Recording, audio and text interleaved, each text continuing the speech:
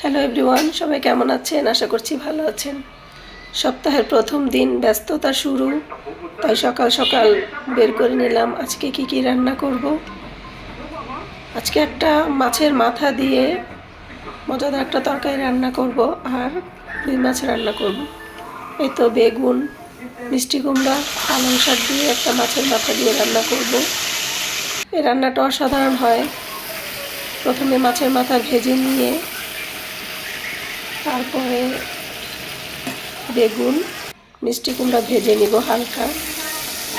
ভাজা হয়ে গেলে এটা উঠিয়ে তারপরে মশলা কষিয়ে এর মধ্যে দিয়ে দিব পালং শাক। পালং শাকটা যখন নরম হয়ে আসবে, কিছুক্ষণ রান্না করলে নরম হয়ে যায় পালং শাক, এর মধ্যে দিয়ে দিব ভাজা বেগুন আর মিষ্টি কুমড়া, মাথাও দিয়ে দিব সাথে। এরপরে একটু নেড়ে চেড়ে অল্প পানি দিব, যেহেতু এগুলি সব রান্না করাই, অল্প পানি দিয়ে ঢেকে রাখলেই হয়ে যাবে আমার মজাদার তরকারি। এটা আমার অসাধারণ লাগে শীতকালে, বিশেষ করে পালং শাক দিয়ে তরকারিটা অসাধারণ। ট্রাই করে দেখতে পারেন কেউ।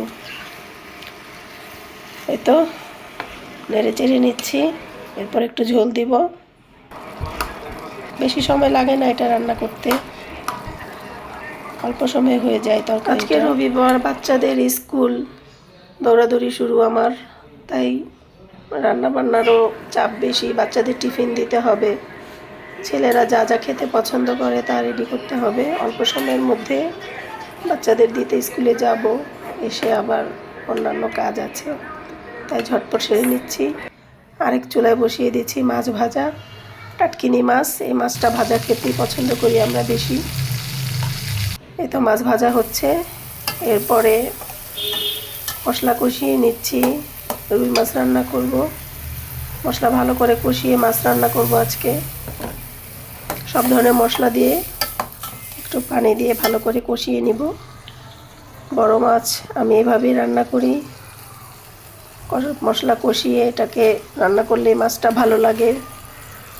বিশেষ করে পেটের মাছগুলো এইভাবে রান্না করি, এটা ভেজে রান্না করলে তেমন ভালো লাগে না আমাদের, তাই ভেজেই রান্না করি।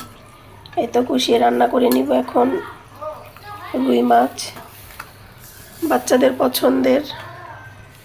আর আমার মাছ ভাজা ওই সবজি হলে হয়ে যায়, আর কিছুই লাগবে না। এই তো হচ্ছে, অল্প আগুন, বাসায় তো গ্যাস থাকে না, এখন দেখছি অল্প একটু গ্যাস আছে, তাই বসিয়ে দিলাম এখানে, তাড়াতাড়ি হয়ে যাবে। এই তো ঝোল দিয়ে রান্না করে ফেললাম, মাখো মাখো ঝোল, মাছ ভাজা, এরপরে বেগুন মিষ্টি কুমড়ার তরকারি। এই তো আমার দুপুরের খাবার, খেয়ে নেব শুধুমাত্র মাছ ভাজা এবং সবজিটা দিয়ে।